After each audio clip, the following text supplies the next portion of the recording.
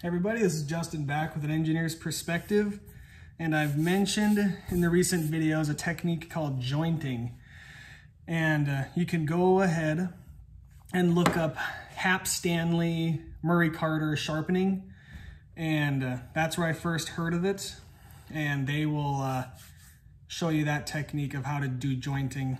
Also, I've called Nanohone before, and the owner, which is Hap Stanley, he picked that phone right up, and I talked to him for like an hour, and it was a very great conversation. So you can ask him about it. Another person who's talked about this is Cliff Stamp, who recently passed away. I think he called it, well, it's different than jointing, but kind of similar in terms of his like apex sharpening.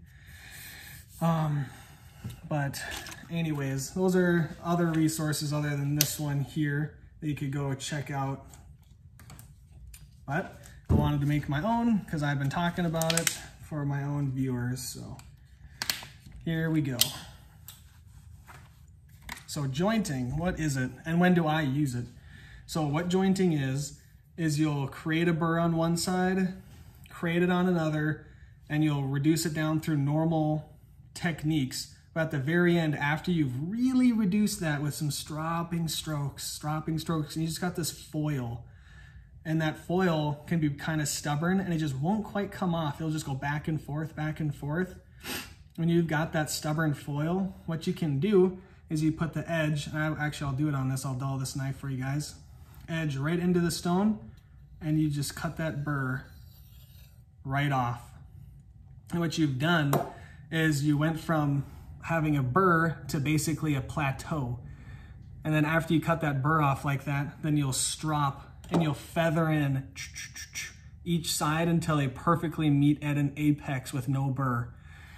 And that way you can get rid of stubborn burrs, which is when I like to use it, is if you got steels with super stubborn burrs. It's like, don't mess around with it. Let's just cut that baby right off. So that's by far my favorite thing.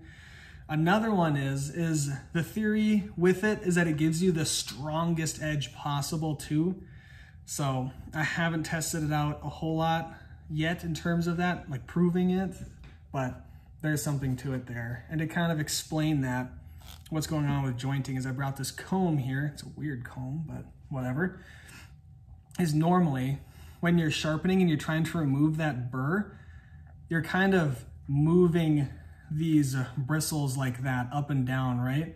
And they just move out of the way. Nothing is supporting them. You can't really like trap that burr to cut it off. Whereas and that would be like a normal stropping stroke, right? Is nothing is trapping that burr. So instead, what you do is instead of having your bristles like that, is you run it like this. That's what you're doing. And kind of each bristle supports itself or each other this direction. So you get a much cleaner apex that way. And a stronger one because you're not like working it like a paper clip, right? So you work a paper clip back and forth, and when you work the burr back and forth, it breaks off, but you've got fatigued steel right at the apex. So the theory is that you're cutting it off completely and it's supported so that it cuts off A, cleanly, and B, it leaves a strong apex. And one more demonstration of that, I was actually looking for rope, but I was like, when you cut something that's unsupported, so like if this is your burr, your foil burr, and you're trying to cut it, you can't because it's not supported. But you put it against a backing, which would be, the other bristles, you put it against a backing, and then you can cut through it, even though I just dulled this on an 800 grit stone, so look at that. Definitely not sharp. So I hope that theory kind of makes sense. Let's get into it. Let's get some water on this baby. I'm definitely limited on time, so I'm a little worried that I'm gonna run out. But the in-laws are here watching my older son, and my wife is feeding my younger son. So hopefully we can make this happen here. So I'm gonna dull it a few more times. Don't have any paper. Yes, I do.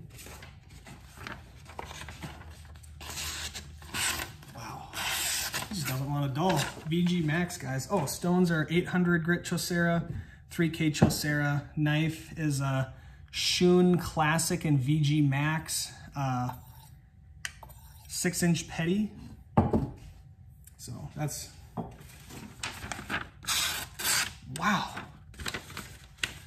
It just doesn't want to dull. Wow, that is incredible. Well, it certainly won't shave, so it won't shave. Let's see if we can get it back to shaving. All right, so let's just get after this here. VG Max is a steel that can take a really sick edge, but it can have a temperamental burr for me.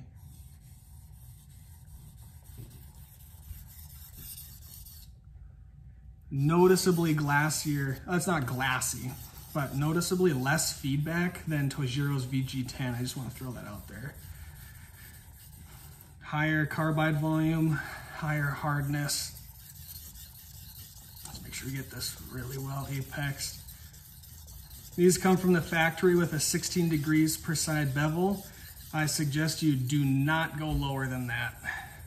This stuff is pretty brittle. It has a really high alloy content for such a, for a non-PM steel. This is still ingot. All the stuff they put in there leads to large carbides, and it's just not, and just a lot of carbides. It's just not very tough at all. It's very easy to chip this stuff. We've all seen all the pictures, I think, on the forums and whatnot of these things being chipped. So fully develop that apex.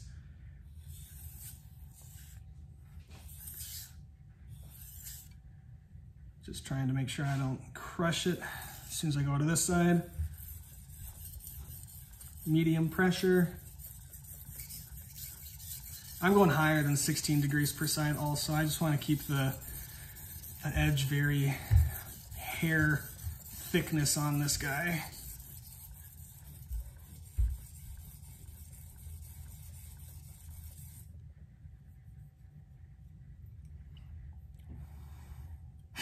Raised a burr. Let me work the heel just a tiny bit more. This one gets a little thick on the heel.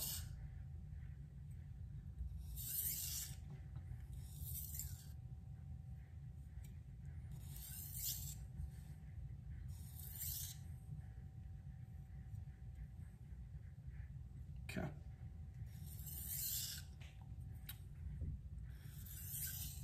And there's a little discussion, I don't remember the commenter's name, about the difference between edge leading and edge trailing strokes. I totally agree that the difference between the two, that edge leading is better to actually like cut off the burr.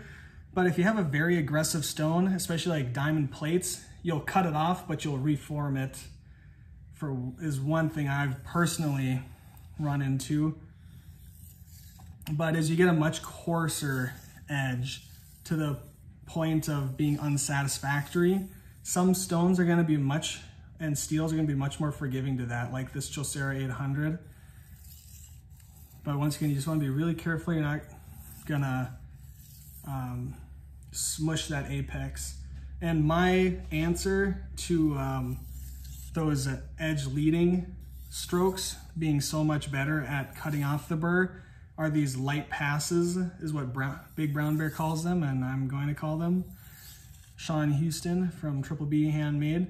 And these are the light passes. As light as possible, you're doing this action here. And then you get kind of the best of both worlds, the refinement of the strop, but the cutting power of the lead. So light passes. I've always been a fan of the light passes concept, and it's very proven for me. Like if I just strop an edge, usually I don't get as good of results as if I also do light passes. I'm not sure if I'll go to 3K. Okay, let's see what we got here. So still got that burr, which I said tends to be stubborn on this stuff.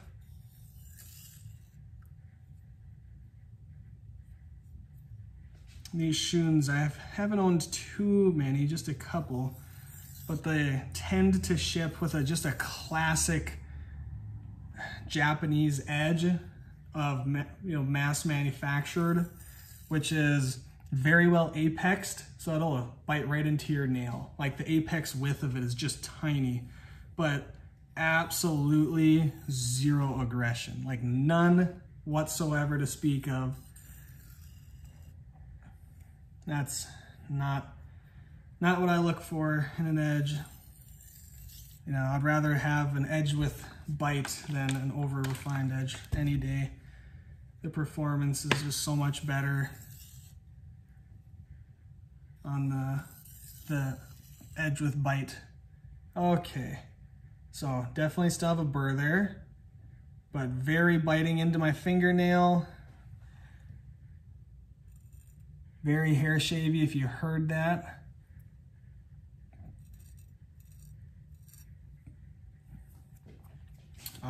Paper, still wet, but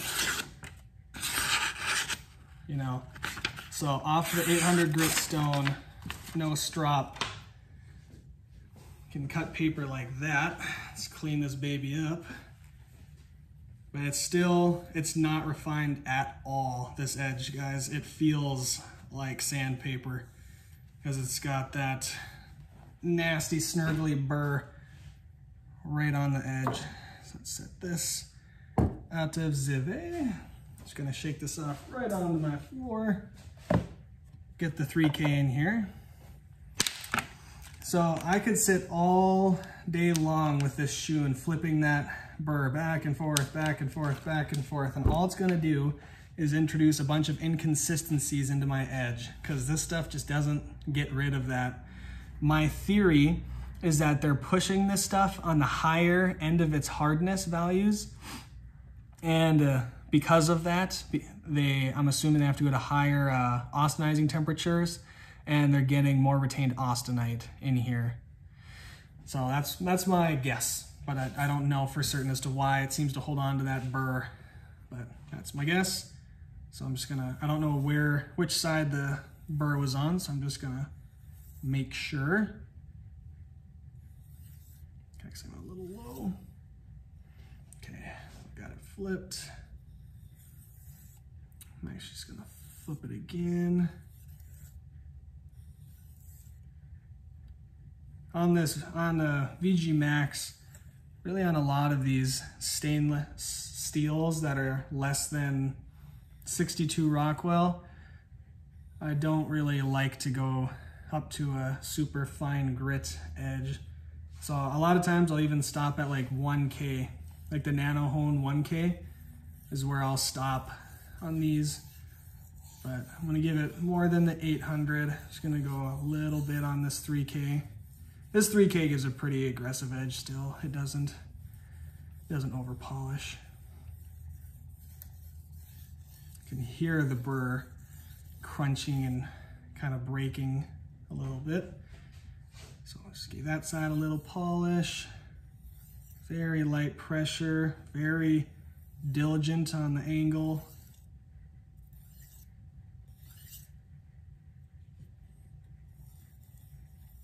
Pretty much just putting pressure on the push.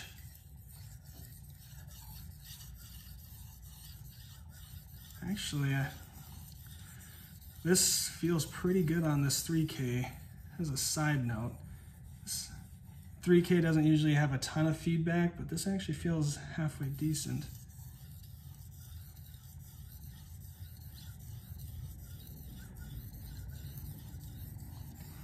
I really like the Sharpening Pro 5K, even though it's a 5K stone, but I think the actual abrasive in it is quite a bit lower, certainly in the 3K range, but it just seems to cut really fast, that stone. It has almost zero feedback, but it really refines an 800 grit edge so well for me. I just like it. But this 3K is definitely gunning for my heart, but we will see. Okay. I think I went a little overboard. We're almost to the jointing, what you came here for.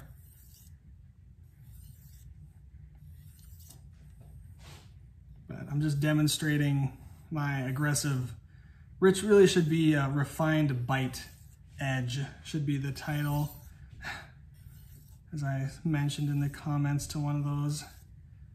Refined bite is what it is. Anybody can make a toothy, aggressive edge. What I'm talking about is a little bit of refinement that just bites right into your finger pads.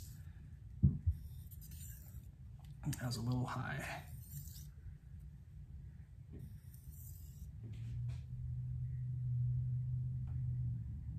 So the burr is very small, but my fingers are, in the 3-finger test of sharpness, feels very coarse still. So I know it is still there. Let's clean this up a little bit. Polish has come up quite a bit. That looks a lot nicer than the 800. Now the sharpness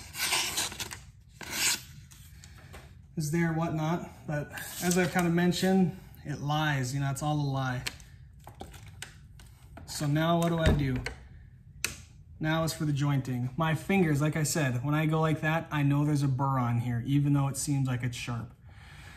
And the best way to take it off is to just start at the tip and as light a pressure as you can. Run it. So my fingers say, no burr, and it skates right off. So now, very diligently, with light pressure, not as light as when you are deburring. Now the goal is to feather that edge back in to an apex. And the way you do that, so I knew I wasn't going to get it in one strop on each side on this knife with this stone, but as you do a few, so I did 3 per side.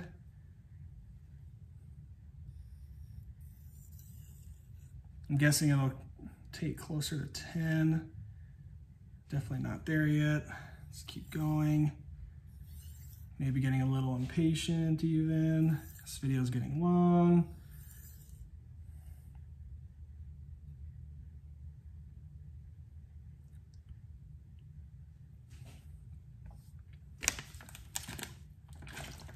Not there yet. I recommend taking it slow. You know, you kind of get to know the steel and the stone. Oh yeah, I might have done one too many.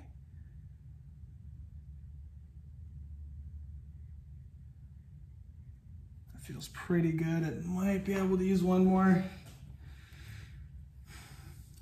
And basically, so I pulled that burr off and plateaued that edge, and then I just kept stropping, and checking with my fingers until it stopped feeling, because it felt like a plateau when I'd run my fingers. And I just kept doing that and checking until I can feel an edge that's biting into my fingers again. So if you don't believe me that it would be sharp after doing that, so it's a little rough and draggy. So I think it's got a little bit more yet, but it'll shave hair, not super well. So let's keep going a little bit. We're getting there. You guys will have to have counted what it was per side.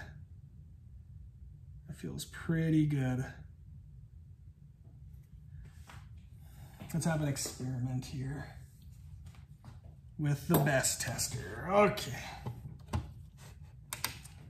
So let's just say that was roughly 10 per side. Let's see what we get on the best tester.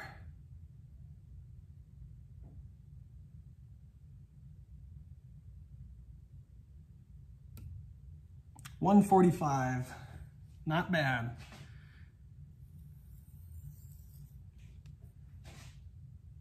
And you don't have to match these up. I could just do one on the right side, because really, when there's a plateau, you could do all on the right side if you wanted to, but I just like to keep it even. We'll see if that one made a difference. What'll eventually start happening is if you go too far is you'll reform a burr and that you won't remove it. It'll just be this tiny little foil thing, and it's odds are you're doing this on a temperamental steel, so you're not going to remove that burr. So if you go too far, you'll create a burr.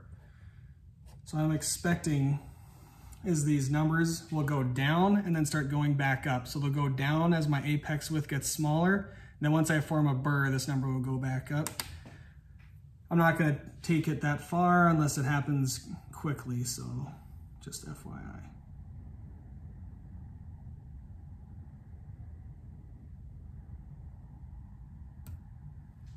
$165.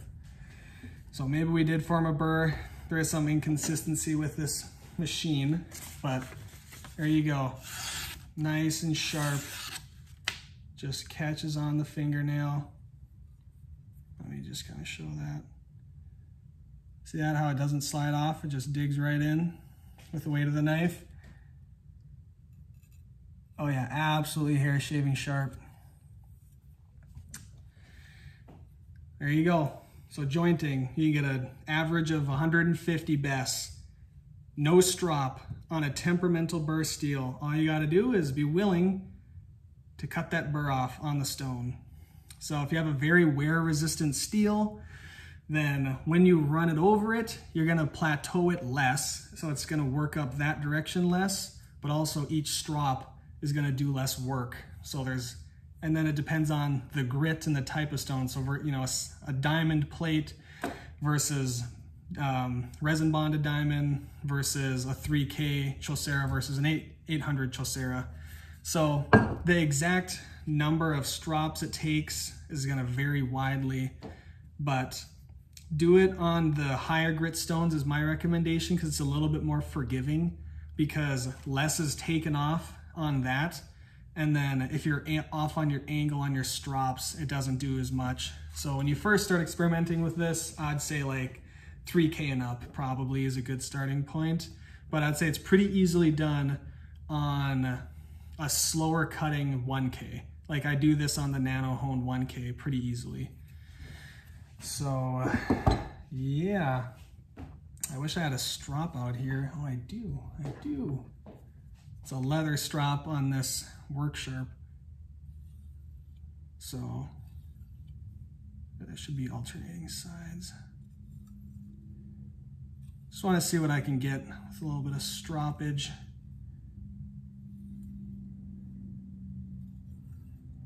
If you guys have hung around this extra time, thank you. Didn't have to, but I appreciate it. I appreciate you hanging out with me. Let's see if that stropping on 1 micron diamond on leather does, if anything.